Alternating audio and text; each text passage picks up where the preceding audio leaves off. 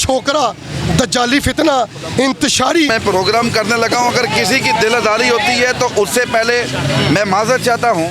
آج کل ایک ٹاپک چل رہا ہے کہ انجینئر علی محمد مرزا نے گستاخی کر دی, نعوذ باللہ, وہ الفاظ استعمال کیے جو ایک عام انسان کو نبی کریم صلی اللہ علیہ وسلم کے لیے نہیں کرنے چاہیے. اب ان کو 13 MP کے تحت گرفتار بھی کر لیا گیا ہے, یعنی کہ وہ گرفتاری ایسے ہے کہ انہیں پروٹیکشن دی گئی ہے کہ کہیں اپنا کوئی مذہبی معاملہ کریٹ نہ ہو جائے. میرے ساتھ موجود ہیں کاشف صاحب اور میرے ساتھ ایک اور صاحب موجود ہیں. یہ کہہ رہے ہیں کہ آپ ثابت کریں کہ انجینئر صاحب نے گستاخی کیا کی ہے. اچھا, یہ میں ثابت کروں آن دا ریکارڈ. اس بندے نے معاذ اللہ آپ صلی اللہ علیہ وآلہ وسلم کے بارے میں جو بات کی ہے نا, معاذ اللہ ہماری زبانوں پر وہ خاک وہ زبانیں جل جائیں کہ جو اس نے بات کی اور کن کے بحاف پہ بات کی, وہ بھی ہمارے اہل کتاب مسیحی برادری ہے. کیا ان کا کوئی پادری, کیا ان کا کوئی پیشوا سامنے آیا اور اس نے مرزا کو ڈیفینڈ کیا کہ اس نے یہ جو بات کی ہے ہم کرتے ہیں, یعنی کہ اہل کتاب مسیحیوں کی بات کر رہا ہوں.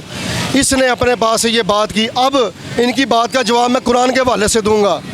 سورہ لہب, بسم اللہ الرحمن الرحیم, تبت یدا ابی لہب وتب.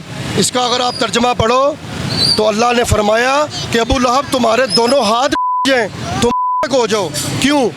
اب یہ سنیں, اس کا شان نزول یہ تھا کہ آپ صلی اللہ علیہ وآلہ وسلم کی دونوں صاحبزادیاں اس ابو جہل کے بیٹوں کے نکاح میں تھی. جب یہ آیت اتری تبت یدا ابی لہب وتب, اس نے کیا کیا, دونوں کو طلاق دلوا دی. آپ صلی اللہ علیہ وآلہ وسلم کو بہت دکھ پہنچا. جب دکھ پہنچا تو اوپر سے یہ جب وہی نازل ہو گئی کہ اللہ نے فرمایا کہ تیری سب کچھ ہو جائے.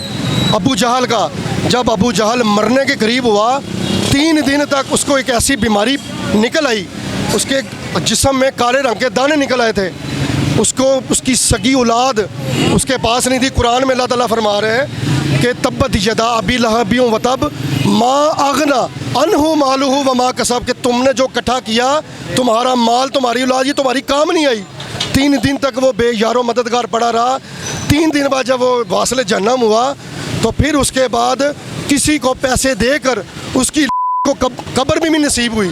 زمین کے گڑھے میں دفنایا بھی نہیں گیا, پھینک دیا گیا تھا, اتنی بدبو آتی تھی اسے. اگر ایک اس کا آپ صلی اللہ علیہ وسلم کا سگا چچا تھا, وہ اگر وہ یہ حرکت کرے گا اس کا انجام یہ ہے. تو معاذ اللہ آج کل کا ایک چھوکرا دجالی فتنہ انتشاری جو نہ عالم دین ہے نہ قرآن کا قاری ہے, صرف ایک انجینئر کی ڈگری لے کر وہ آ کر ہمارے نوجوانوں کو گمراہ کر رہا ہے. وہ آ کے اتنا کی بکواس کرے گا. اولیاء کرام کی بے ادبی وہ کر رہا ہے, صحابہ کی بے ادبی اس نے کی. تو یار میں ان لوگوں کے ایمان پہ شک کروں گا کہ جو مرزا محمد انجینئر جہلمی کو, چھوٹے مرزا کو یہ جو سپورٹ کریں گے, میں کہتا ہوں اللہ تعالیٰ ان کا حشر اس کے ساتھ ہو اور ہمارا حشر امام حسین علیہ السلام کے ساتھ ہو.